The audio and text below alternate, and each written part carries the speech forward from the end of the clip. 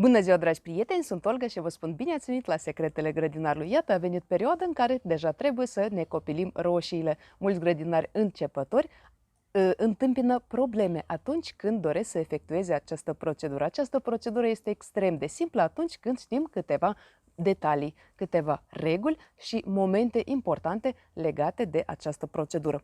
Roșiile se copilesc în funcție de tipul lor de creștere, pentru că nu toate roșiile se copilesc la fel. Între timp, puteți să vă abonați la canalul meu, apăsați pe clopoțel, alegeți toate notificările ca să fiți notificați de fiecare dată când apare un episod nou. Și nu uitați să lăsați un like la acest video dacă îl considerați util și interesant. Iar noi începem. Ce sunt copili? Copilii sunt acei lăstari laterali care apar pe tulpină la baza frunzei, adică în acel loc în care crește frunza. Cum se spune, la axila frunzei. Acești copili pot apărea pe plantă pe parcursul întregului sezon, în funcție de soi, cât de predispus este acest soi să formeze copili. Se întâmplă ca la unele roșii să apară copili și pe acei copili să apară alți copili și așa roșia necopilită se transformă într-o tufă foarte mare și foarte deasă.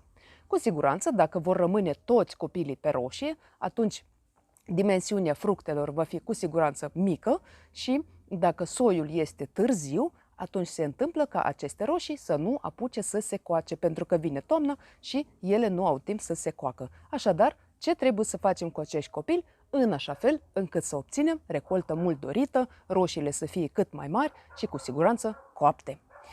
După tipul de creștere, roșiile pot fi cu creștere super determinată, adică acele roșii care sunt roșii de ghiveci sau de balcon, cum se mai spune. Astfel de roșii sunt foarte compacte, ele nu cresc înalte, formează o tufă mică, destul de deasă, dar roșiile sunt foarte dulci, foarte gustoase și sunt foarte bune. Astfel de roșii sunt foarte bune pentru a fi cultivate pe balcon, pe terase, în curte sau în unele familii ele se cultivă așa de frumusețe, cum se spune, sau pentru copii. Dacă în familie sunt copii mici, ei cu siguranță se bucură atunci când au astfel de roșii, pentru că și fructele acestora sunt foarte dulci.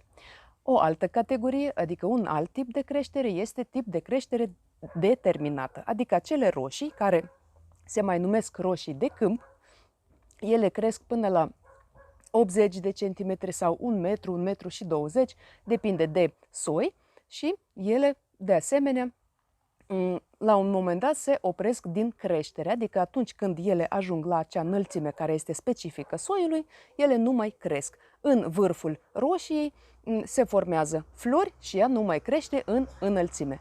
Și de asemenea sunt roșii cu creștere nedeterminată, adică pe astfel de roșii întotdeauna sunt prezente vârfuri, adică este prezent vârful de creștere care crește în continuare și nu se mai oprește, doar această roșie se oprește din creștere doar atunci când vine toamna și afară se răcește și cu siguranță temperatura nu mai este potrivită pentru această cultură. Dacă noi n-am avea iarnă, roșiile de tip de creștere nedeterminată ar crește în continuare și în anul următor. Însă, condițiile la noi nu permit acest lucru, de aceea roșiile sunt cultivate ca o plantă anuală, cu toate că roșiile sunt plante perene. Așadar, ce facem cu roșiile noastre în funcție de tipul lor de creștere? Dacă avem roșii de tip de creștere super determinată, adică roșii de balcon, trebuie să știm că acestea nu se copilesc. Toți copilii care vor apărea pe această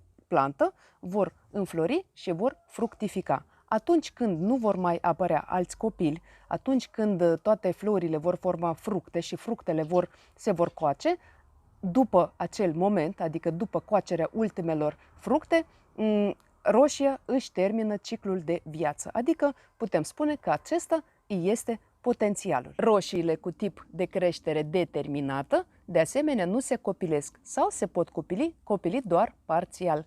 Cu siguranță, dacă astfel de roșii sunt cultivate în câmp, adică pe terenuri agricole de dimensiuni mari, acolo nu le copilește nimeni, distanța la plantare se păstrează mult mai mare, tocmai din cauza că roșiile se vor lăsa pe pământ și în cazul acesta ele vor avea nevoie de un spațiu mai mare, ca ele să nu se deranjeze reciproc, să aibă destul spațiu și să nu fie foarte aglomerate. Și noi știm că dacă roșiile sunt foarte aglomerate, acest lucru este periculos pentru că în astfel de plantație pot apărea boli. Acolo umiditatea este crescută și bolile se dezvoltă foarte bine în astfel de mediu și de asemenea ele se pot umbri unele pe altele. Ca să nu se întâmple acest lucru, dacă și dumneavoastră cultivați roșii cu creștere determinată în grădină, atunci trebuie să știți că aceste roșii la plantare au nevoie de un spațiu mai mare, în jur de 60-70 de centimetri între plante. Dacă vorbim de roșii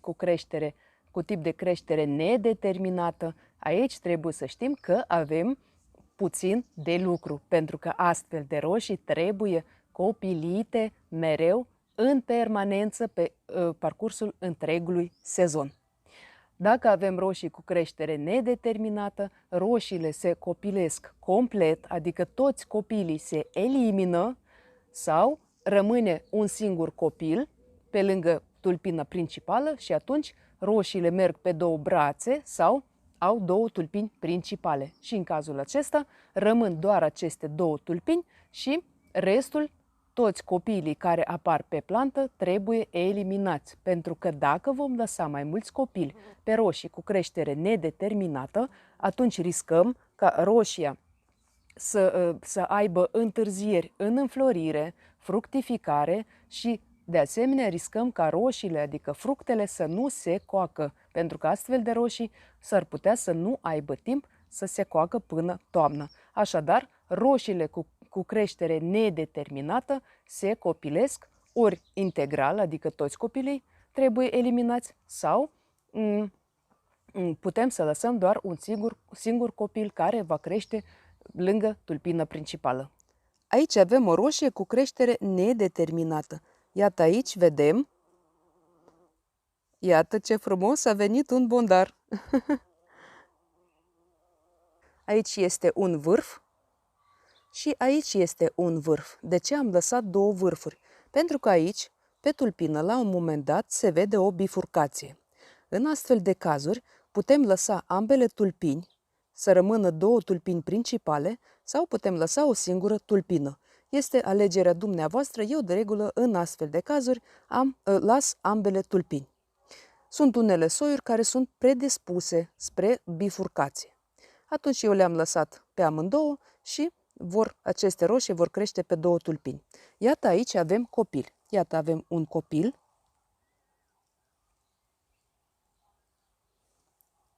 Al doilea copil. Și avem copil și în partea de jos. Iată-i. Aceștia toți trebuie eliminați. Și în partea de jos de asemenea. Și nu mai rămâne niciun copil. Iată, copilii de regulă se elimină atunci când ei sunt mici.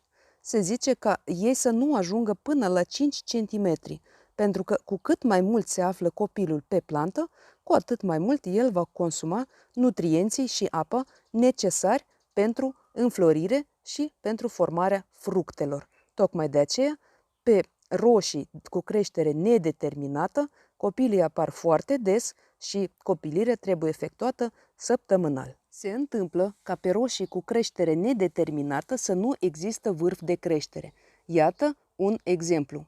Această roșie are o tulpină principală, iată, care se termină cu o floare și ea nu are vârf de creștere. În cazul acesta, putem aștepta să apară copilii, iată cum am făcut și eu, iată aici avem un copil. Și acest copil eu îl las pentru că el are vârf de creștere și el va prelua funcția tulpinii principale. Adică tulpina principală nu va mai fi aceasta, ci aceasta. Și în cazul acesta, după ce voi culege această roșie, cu siguranță voi tăia această parte a crengii și tulpina principală va fi singură care va crește în continuare, iar copilii, dacă vor apărea pe această tulpină principală, vor fi eliminați. În unele cazuri se poate întâmpla ca tulpina principală să arate ca un copil. Iată de unde crește tulpina principală. Vedeți? Aici este tulpina principală, care merge în continuare, se termină cu flori și aici avem o frunză, dar aici, la axila acestei frunze, a apărut un vârf de creștere care arată ca un copil. Aceasta va fi tulpina principală. Se mai întâmplă la unele soiuri acest lucru, trebuie să fim foarte atenți ca să nu eliminăm acest vârf, pentru că altfel, dacă eliminăm acest vârf, roșia își va termina creșterea în acest punct.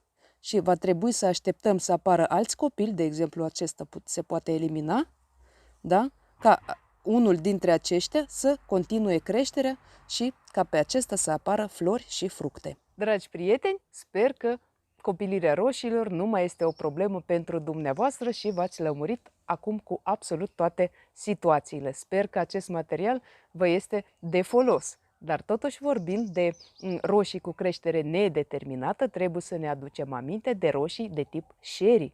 Aceste roșii au creștere nedeterminată, dar ele nu se copilesc.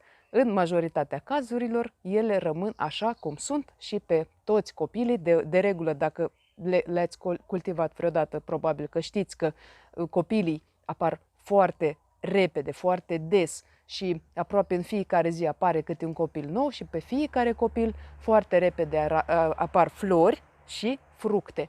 Și ele, aceste roșii, leagă foarte repede fructe, fructele au timp să se coacă și sunt foarte gustoase. Însă, roșiile de tip sherry, de asemenea, se pot copili parțial, adică de regulă, eu copilesc astfel de roșii la bază, pentru că nu este bine ca tufa să fie foarte deasă exact la baza plantei și, pe urmă, mai pot copili parțial, în așa fel încât tufa să nu fie prea deasă. Și iată că am făcut un experiment într-un an și am copilit o roșie de tip sherry complet, adică am copilit-o ca pe altfel de roșii, adică ca și pe acele roșii care fac fructe mari. Și am observat diferența. Fructele acestora au fost de 2 ori mai mari decât fructele acelor roșii sherry care nu au fost copilite deloc. Așadar, dacă aveți un soi de tip sherry și doriți fructe mai mari, puteți să le copiliți în mod normal, adică nu lăsați niciun copil pe plantă și atunci acele fructe se vor dezvolta și vor fi mai mari. Dragi prieteni, sper că acest material vă este de folos. Eu vă mulțumesc că și astăzi ați fost alături de mine. Abonați-vă la canalul meu dacă nu ați reușit să o faceți până acum. Apăsați pe clopoțel, alegeți toate notificările ca să fiți notificați de fiecare dată când apare un episod nou. Nu uitați să lăsați un like la acest video dacă îl considerați util și interesant. Iar eu vă doresc sănătate, spor în toate și recolte cât mai bogate. Ne vedem data viitoare. La revedere!